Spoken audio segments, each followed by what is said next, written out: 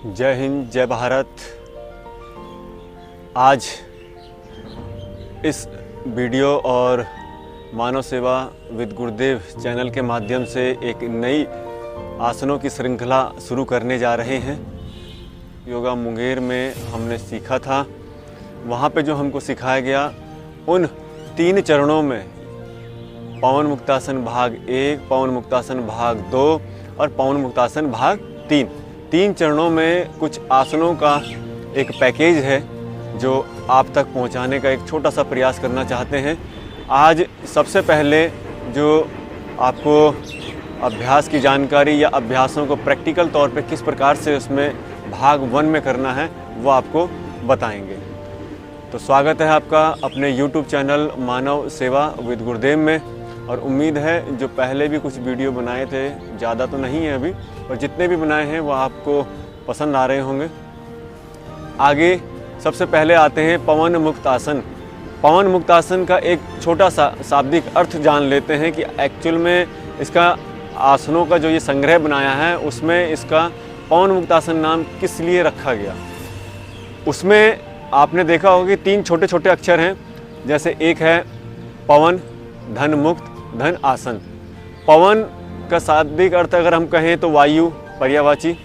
वायु आखिर हमारे शरीर में कौन सी, जो हमारे जॉइंट्स में विषाक्त वायु इकट्ठी हो जाती है, जिसके कारण हमारे जॉइंट्स पेन करने लगते हैं, पूरी बॉडी पेन करने लगती है, जैसे उसको कहा जाता है वात रोग। तो अगर हम इस पवन मुक्तासन भाग 1 के जो अभ्यास बताए गए हैं, जो आपको अब बताएंगे हम आगे, इनका अभ्यास अगर नियम पूर्वक नियमित रूप, इसके जो लाभ हैं ये आपके शरीर के अंदर जो विषाक्त वायु है, जो जॉइंट्स के अंदर आपके वात रोग है, उसको दूर करने में सक्षम है। आपके जॉइंट्स में लचीलापन, मांसपेशियों में लचीलापन लाने में सक्षम है। इसके बाद में अगर वात रोग के साथ साथ में अगर आप गठिया रोग है, जॉइंट्स में हल्का स्टिफनेस है आपके, और एक्चुअल में हम बता दें आपको कि जब यूरिक एसिड, लीवर जब फंक्शन थोड़ा सा कम करता है, इंटरनल ऑर्गन जब फंक्शन इतने सुचारू रूप से नहीं करते हैं, तो उसमें यूरिक एसिड जब अपनी चरम सीमा पर पहुंच जाता है तो उसके बाद में फिर गठिया रोग प्रारंभ हो जाता है, और उसके बाद में जॉइंट्स में पेन होना शुरू हो जाता है।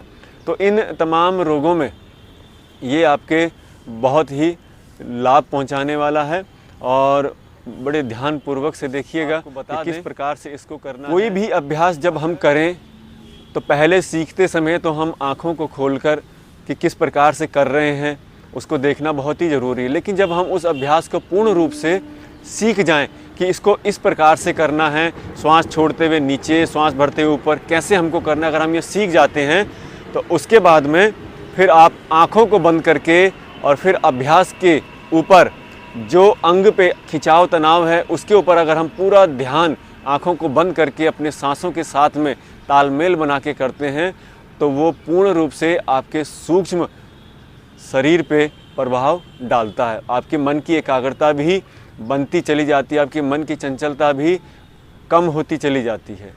तो ये बहुत सारे इसके लाभ हैं। हम ये तो नहीं कहते कि एज इट इज़ जैसे बुक में लिखा है हमने आपको ऐसा ही समझा दिया 100 में से 100%।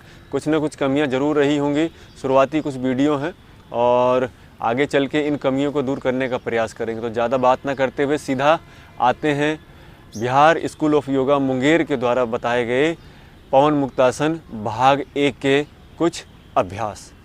इसमें एक चीज़ आपको बताएं हम, तो इस प्रकार से कि जब भी आप इस प्रकार से आप दंडासन में बैठेंगे। दंड आसन, दंड यानी लकड़ी को यहाँ पे कहा गया है। जिस प्रकार वो लकड़ी या डंडा एक ज़मीन में सीधा लेटा रहता है, ये पड़ा रहता है, उसी प्रकार पैरों से लेके और आपके हिप तक पूरा एक सीधाई में रहे। आप प्रारंभ में अगर अभ्यास अभी शुरू कर रहे हैं तो हो सकता है आप कमर गर्दन रीढ़ सर को उतना सीधा ना रख पाएँ। ऐसे दोनों हाथों को हल्का सा इस प्रकार से और पूरा कमर गर्दन रीढ़ सर को सीधा रखते हैं। लेकिन अगर आप प्रारंभिक अभ्यासी अभी शुरू कर रहे हैं तो हल्का सा हथेली को पीछे भी आप करके सपोर्ट देके थोड़ा सा कर सकते हैं, लेकिन प्रयास हमेशा ये रहे कि हम कमर, गर्दन, रीढ़ और सर को जितना सीधा रख पाएं। पादांगुल इसमें नमन, पाद यानी पैरों को कहा गया है, उंगुल यानी उंगली, और नमन सदैव जब भी हम नीचे की तरफ झुकें तो उसको नमन कहा गया है। यहाँ पे देखिएगा, दोनों पैरों के पंजों को इस प्रकार से एड़ी को मिलाकर रखेंगे। पहला अभ्यास प्रारंभ करते हैं, पादांगुल नमन। तो दोनों पैरों की उंगलियों को नीचे और ऊपर, नीचे और ऊपर, श्वास छोड़ते हुए नीचे, श्वास भरते हुए ऊपर, श्वास छोड़ते हुए नीचे, श्वास भरते हुए ऊपर। ठीक है, प्रारंभ में आँखों को खोलकर ये अभ्यास को करें, लेकिन जब आप सीख जाएं तो बिल्कुल आँखों को बंद करके अपना पूरा ध्यान केंद्रित करें अभ्यास के उस भाग पे जिस अंग के लिए आप अभ्यास कर रहे हैं।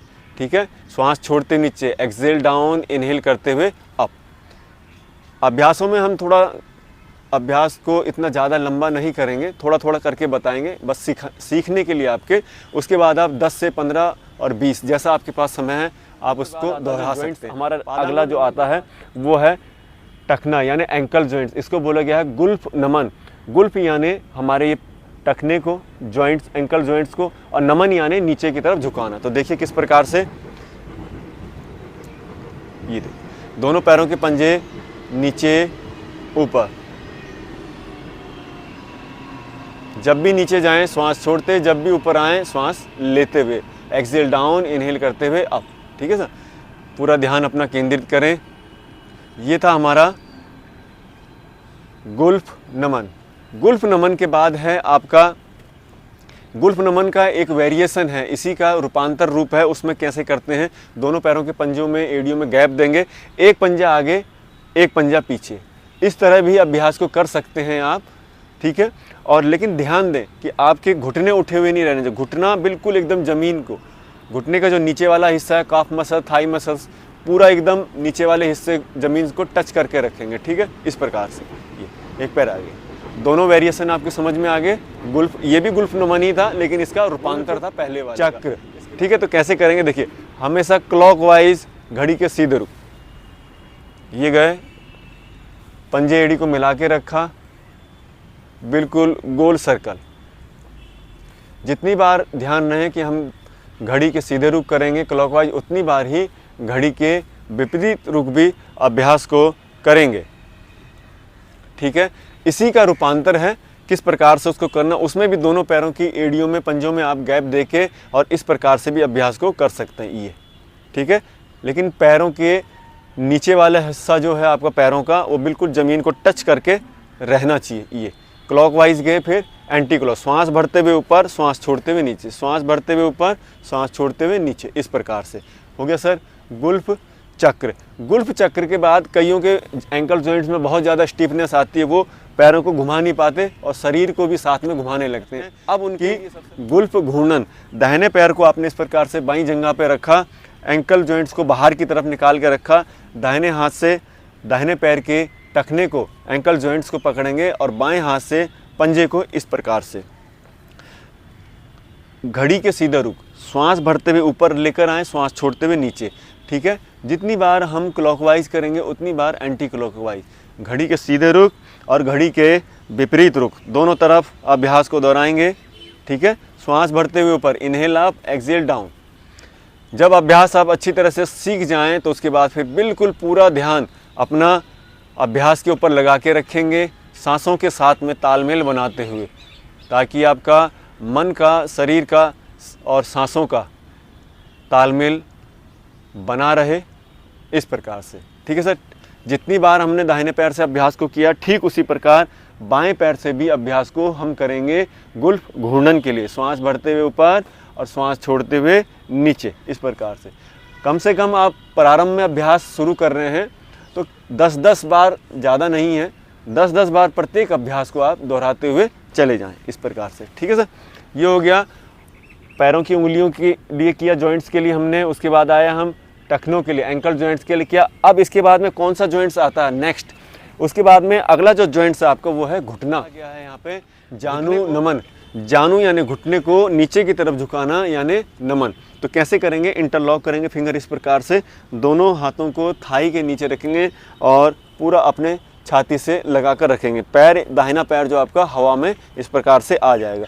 अब पैर को सीधा करेंगे, फिर अपनी तरफ 10 बार अगर आपने अभ्यास को करना है, दोहराना है, तो जब तक अभ्यास पूरा ना हो जाए पैर को नीचे घसीटते हुए नहीं लाना और ना ही नीचे रखना। बिल्कुल अगर आपने 10 बार अभ्यास को करना है तो 10 बार जब कंप्लीट ना हो जाए तब तक पैर ऊपर ही रहेगा, ठीक है। श्वास भरते हुए सामने, श्वास छोड़ते हुए अपनी तरफ, इस प्रकार से पूरा पैर सीधा हो गया। घुटना देखिए सीधा हुआ और फिर घुटना अपने छाती के नितंब ऊपर तक आ गया, नितंब से लेके घुटने तक, नीचे हिप से लेके ऊपर तक एक सिधाई में ऊपर, देखिएगा, ठीक है।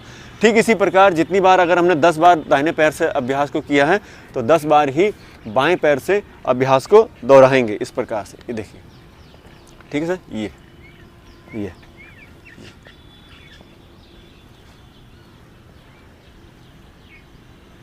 ठीक है। 10-10 बार दोनों पैरों से दोहरा लेने के बाद इसके बाद में दोनों पैरों को पकड़ते हुए भी अभ्यास को आप कर सकते हैं, ठीक है सर। पैर को जितना सीधा कर सकते हो सीधा करने का प्रयास करें, बैलेंस बना के रखिए, ये ना हो कि डिसबैलेंस हो और पीछे सर के बल गिर जाएं। जितना कर सके उतना करने का प्रयास करें। अपनी कभी भी कोई भी अभ्यास करें, अपने शरीर की क्षमता को कभी ना भूलें। अपने शरीर की क्षमता को हमेशा याद रखें कि हमारे शरीर की क्षमता कितनी है, ठीक है। ये इस प्रकार से, ठीक है। ये हो गया हमारा जानु नमन।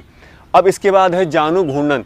ये दोनों अभ्यास ध्यान दें, ये दोनों अभ्यास वो नहीं करेंगे जिनको लीगामेंट की इंजरी है, घुटने का किसी प्रकार का कोई ऑपरेशन हुआ है, वो बिल्कुल भी इस अभ्यास को नहीं करेंगे। हाँ, उनको ज़रूर लाभ मिलेगा जिनके घुटनों में हल्की सी कट की आवाज़ आती है, थोड़ी दूर चलने के बाद घुटनों में पेन होने लगता है, मसल्स वीक हैं आसपास की, उनके लिए तो ये रामबाण हो सकता है, ठीक है सर।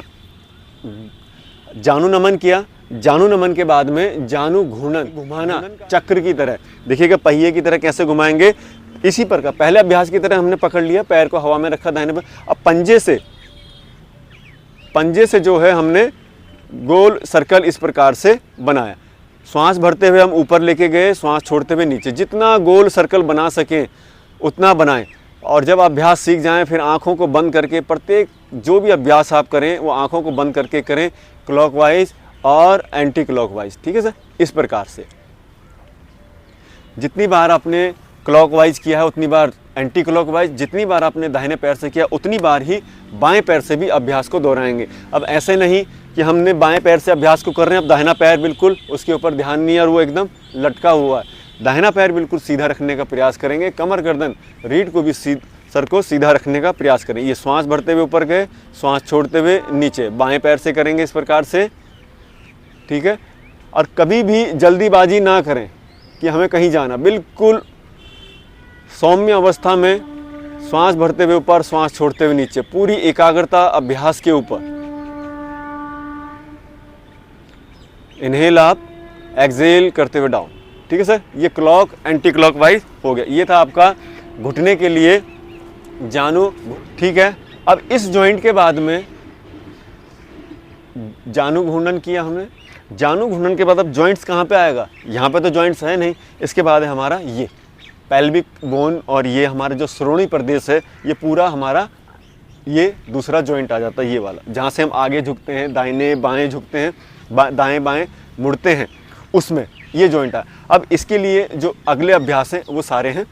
उसके बाद में आएगा, इसके बाद में कि अर्ध तितली आसन, जो सिलेबस में है उस तरीके से आपको बताने का। तितली आसन में क्या करेंगे, दाहिने पैर को इस प्रकार से फोल्ड कर लेंगे, ठीक है। बाएं हाथ से दाहिने पैर की टखने को, बाएं हाथ से दाहिने पैर के टखने को और दाहिने हाथ से दाहिने पैर के घुटने को नीचे से पकड़ेंगे। दोनों तरीके से आपको बता देंगे। श्वास छोड़ते हुए ऊपर लाएं, श्वास भरते ही, ये देखिए ऊपर नीचे, पूरा छाती से आपका घुटना टच होना चाहिए ऊपर आते समय और पूरा नीचे ज़मीन से टच होना चाहिए नीचे जाते समय। ये इस प्रकार से कम 10 बार अभ्यास को दाहिने पैर से दोहराया है तो 10 बार ही अभ्यास को बाएं पैर से इस प्रकार से दोहराएंगे, ठीक है सर। ये अर्ध तितली आसन श्रोणी प्रदेश के लिए, पेल्विक बोन के लिए, नीचे जो आपके कॉक्सिस है, टेलबोन है, बैक साइड में लंबर रीजन है, उसके लिए भी अच्छा अभ्यास है। तो ये हो गया पहला, इसका जो अगला जो वेरिएशन है इसी का, अर्ध तितली आसन का। अभी तो आपने इसी प्रकार से किया था, बाएं हाथ को यहाँ पे रखा, दाहिने हाथ को। अब क्या करना है, आप दोनों हाथों को भी इंटरलॉक फिंगर करके नीचे रख सकते हैं घुटने के, फिर अपनी तरफ, फिर नीचे दबाया, फिर अपनी तरफ, फिर नीचे दबाया, इस प्रकार से ये भी आप अभ्यास को कर सकते हैं। ठीक है सर। इसके बाद में जितनी बार हमने दाहिने पैर से किया उतनी बार बाएं पैर से भी अभ्यास को करेंगे। ये देखिएगा, ठीक है, ये आगे। इसके बाद में है श्रोणी जानु चक्र किया था, चक्र का मतलब गोल, ऐसे ही श्रोणी चक्र है। तो इसमें क्या करना है, दाहिने पैर को हमने फोल्ड किया, इस प्रकार से रखा बाईं जंघा के ऊपर, बाएं हाथ से एंकल जॉइंट्स को इस प्रकार से हमने पकड़ा हुआ है, दाहिने हाथ से दाहिने पैर के घुटने को पकड़ा। अब घुटने से जो है पॉइंट बनाते हुए बिल्कुल गोल सर्कल करना। देखिए कैसे, श्वास भरते हुए ऊपर, श्वास छोड़ते हुए नीचे। ये तो आप जब खुद करेंगे तो उस समय आपको महसूस करेंगे कि जब भी हम इसका अभ्यास करेंगे तो हमारा जो पूरा श्रोणी प्रदेश है, पीछे का नीचे का हिस्सा, वो पूरा एकदम मूवमेंट करता है अच्छे से। ठीक है, ये श्वास भरते हुए ऊपर, श्वास छोड़ते हुए नीचे, जितनी बार क्लॉकवाइज, फिर उल्टा एंटी क्लॉकवाइज। ठीक है, इस प्रकार से। ये अब जितनी बार आपने दाहिने पैर से अगर 10-10 बार कर लिया आपने, तो बाएं पैर से भी ध्यान ये हमेशा रखें अपने योग में कि जितनी बार हम शरीर के बाएं हिस्से से अभ्यास को करें उतनी बार ही गिनती से दाहिने हिस्से के अभ्यासों को भी दोहराएं। ठीक है, क्लॉकवाइज। ये देखिए, ये पूरा घुटना हमारा दाहिनी तरफ, बाईं तरफ, मतलब जितना गोल सर्कल आप बना सकते हैं। शुरू में हो सकता है कि आपसे जितना हम कर पा रहे हैं या जितना दूसरे कर पाते हैं, जो अभ्यासी होते हैं, वो उतना आप ना कर पाएँ, लेकिन जब आप अभ्यास निरंतर करने लग जाएंगे तो एक दिन आपके शरीर में भी लचीलापन और फ्लेक्सिबिलिटी आने लगेगी। ठीक है सर। तो ये हो गया, श्वास भरते इनहेल करते हुए अप, श्वास छोड़ते हुए नीचे, एक्सहेल करते हुए डाउन।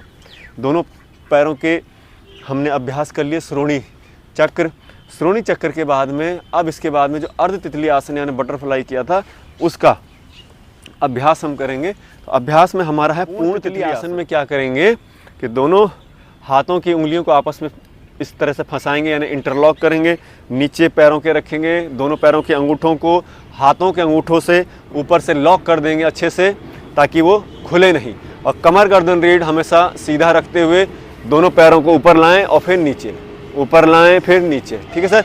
इस प्रकार से कम 10 से 15 बार पहले अभ्यास को सही से कर लें,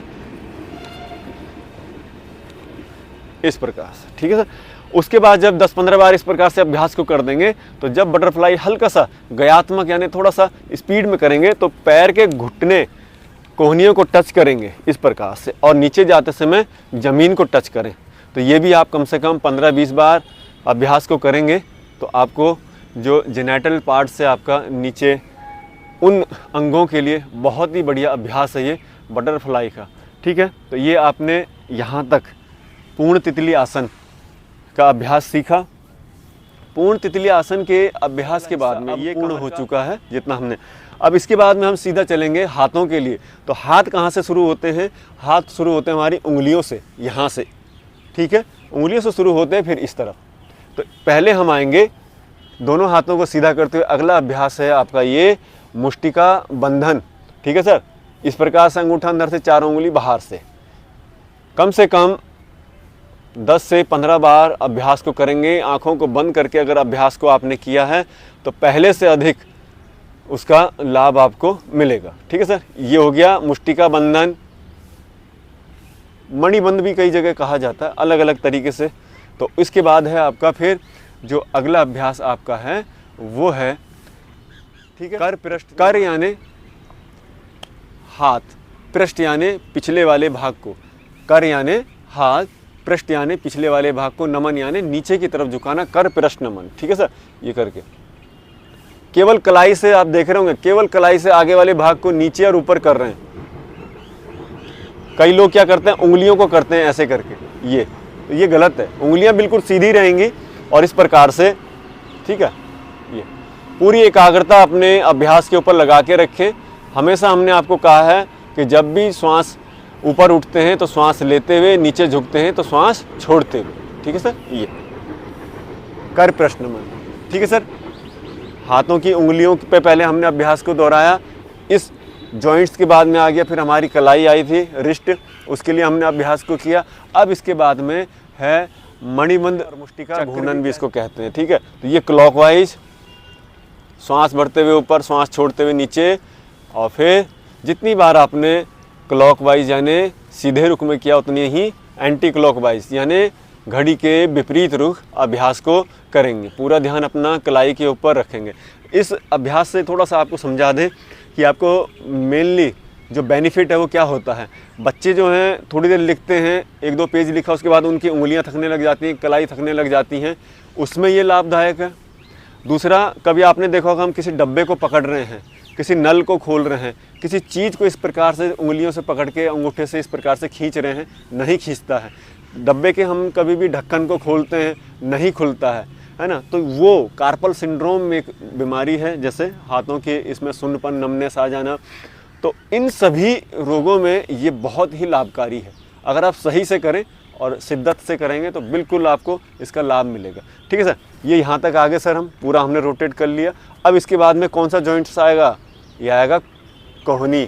तो कोहनी के लिए क्या करेंगे? दोनों हाथों को सीधा रखते हुए इस प्रकार से रखेंगे, कोहनी सांस छोड़ते हुए अपनी तरफ, सांस भरते हुए। ठीक है, ये कोहनी ऐसे नहीं कि नीचे या ऊपर रहेगी, कोहनी बिल्कुल कंधे के एक सिधाई में रहेगी इस प्रकार से, और ये। ठीक है, तो कम से कम 10 से 15 बार इसको दोहराएं। सीधा जाते समय हाथ ऐसे नहीं रहेंगे, पूरा खींचिएगा। जब भी पूरा हाथ सामने जाए तो पूरा खिंचाव आना चाहिए आपकी कोहनियों पे, हथेलियों पे। ठीक है सर। इसके बाद में अगला जो अभ्यास है कोहनी के बाद में है, कोहनी करेंगे, दाहिने हाथ को दाहिने कंधे के ऊपर रखेंगे, बाएं हाथ से नीचे कोहनी को पकड़ेंगे। जैसे पहले बचपन में लोग वीडियो शूट करते थे ना, जिसके पास कैमरे नहीं होते थे, ऐसे ही मतलब बच्चे खेल खेल में करते थे, ठीक उसी प्रकार से इस प्रकार से पकड़ें, श्वास भरते हुए ऊपर और श्वास छोड़ते हुए नीचे। ठीक है, पूरा कोहनी से लेके और शोल्डर तक पूरा अभ्यास आपका इससे बहुत ही सही तरीके से, जो भी मसल्स हैं आपकी जॉइंट्स हैं, अच्छे से खिंचाव तनाव उत्पन्न करके और रिलैक्स हो जाती हैं सारी मसल्स। श्वास भरते हुए ऊपर, इनहेल अप, एक्सहेल करते हुए डाउन। ठीक है सर। जितनी बार हमने दाहिने हाथ से किया उतनी बार ही बाएं हाथ से भी अभ्यास को दोहराएंगे। पहले घड़ी के सीधे रुख चले जाएंगे यानी क्लॉकवाइज, श्वास भरते हुए ऊपर, श्वास छोड़ते हुए नीचे, इनहेल अप, एक्सहेल करते हुए डाउन। ठीक है सर। ये हो गया। ठीक है, कोहनी का हमारा हो गया। अब हमारा बच गया कंधों के लिए। ठीक है सर, कंधों के लिए अभ्यास में आगे कैसे करेंगे, इसमें दोनों वेरिएशन हैं, हम आपको दोनों तरीके से बता देते हैं। इसमें क्या करना है, इस प्रकार से कोहनी को सीधा एक सिधाई में इस प्रकार से रखना है, उंगलियों को मिलाते हुए कंधे के ऊपर, और यहीं से श्वास भरते ऊपर, श्वास छोड़ते हुए नीचे।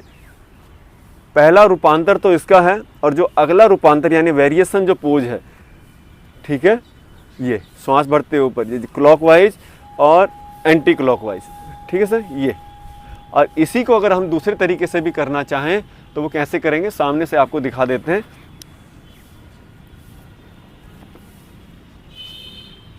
इस प्रकार से। ठीक है, इस प्रकार से आराम से सुखपूर्वक आसन में बैठें या फिर दंडासन में भी आप बैठ सकते हैं। हम सामने आपको दिखाना है इसलिए बता रहे हैं क्योंकि सामने वाले हिस्से को दिखाना जरूरी है। इसमें क्या करेंगे, दोनों हाथों की उंगलियों को मिलाकर कंधे के ऊपर रखेंगे और कोहनियों को आपस में मिला देंगे। ध्यान ये रखें, जब भी कोहनी ऊपर जाएगी, जब भी हाथ ऊपर जाएंगे तो आपकी जो मोटी मसल्स है ये हाथ के, ये कानों को टच करते हुए जाएंगे, और जब भी ये पीछे जाएंगे तो पीछे जब जाएंगे तो आप प्रयास करेंगे कि हम दोनों कोहनियों को पीछे मिलाने का प्रयास करें। जैसे ही हम पीछे मिलाने का कोहनियों को प्रयास करेंगे तो हमारे शोल्डर ओपन हो जाएंगे। शोल्डर ओपन होगा तो वक्षस्थल ओपन होगा और ज़्यादा से ज़्यादा आप ऑक्सीजन को इनहेल कर पाएंगे। ठीक है सर, और अच्छे से खिंचाव आएगा। एक बार देखिएगा, श्वास भरते हुए ऊपर, श्वास छोड़ते हुए नीचे। कई लोग क्या करते हैं, गर्दन को नीचे करके करते हैं, वो गलत है। ठीक है, गर्दन बिल्कुल सामने रहेगी। ये श्वास भरते हुए ऊपर, इनहेल अप, एक्सहेल डाउन, श्वास छोड़ते हुए नीचे। जितनी बार क्लॉकवाइज करें उतनी बार ही एंटी क्लॉकवाइज अभ्यास को दोहराएंगे, ये इस प्रकार से। ठीक है, ये हो गया आपका स्कंद संचालन। सभी अलग अलग जगह अलग अलग नामों से इसको पुकारते हैं, स्कंद संचालन। इसके बाद में कंधों के बाद में आपका बच गया आखिरी अभ्यास ग्रीवा। ये जॉइंट इतना मेन है क्योंकि ये जो सर है आपका, वो आपका सर जो है हेड क्वार्टर है, और ये यहाँ से पूरे शरीर पे नियंत्रण करता है।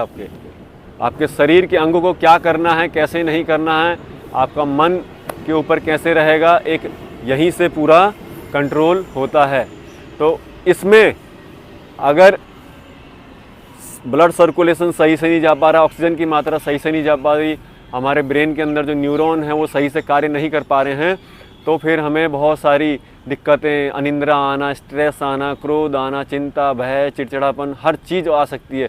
कारण क्या है कि जितनी भी तंत्रिकाएं हैं, जितनी भी नर्व हैं जो ब्रेन के लिए ब्लड सप्लाई या ऑक्सीजन जो भी करती हैं अपनी सप्लाई, तो वो जो गर्दन के इस भाग से होते हुए ऊपर जाती हैं, और जिसके गर्दन में जितना लचीलापन होगा वो उतना सही से उसका ब्रेन काम कर पाए। इवन यहाँ तक कि आपके जो हेडेक है, माइग्रेन है ना, ये इसमें भी बहुत अच्छे तरीके से काम करता है।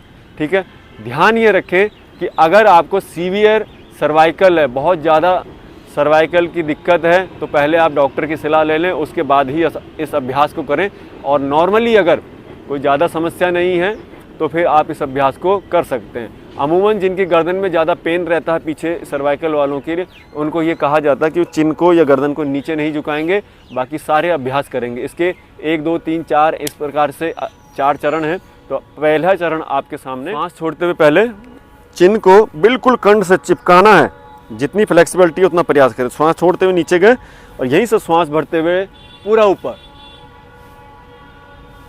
आंखें बंद करके करेंगे तो अभ्यास में और ज़्यादा लाभ मिलेगा। और ध्यान ये दें, जब भी हम चिन को ऊपर लेकर जाएं तो पूरा ध्यान कंठ पे और गले के खिंचाव पे। जब हम चिन को नीचे कंठ से मिलाएं तो पूरा पीछे के हिस्से में सर्वाइकल C1 से C7 तक है, तो पूरा अपना ध्यान पीछे खिंचाव पे लगा कर रखें। श्वास बढ़ते हुए ऊपर, जितनी बार चिन को ऊपर लेके जाएंगे उतनी बार ही नीचे लेके जाएंगे। ठीक है सर, ये हो गया पहला चरण। कान को बाएं कंधे से, दाहिने कान को दाहिने कंधे से। कैसे करेंगे?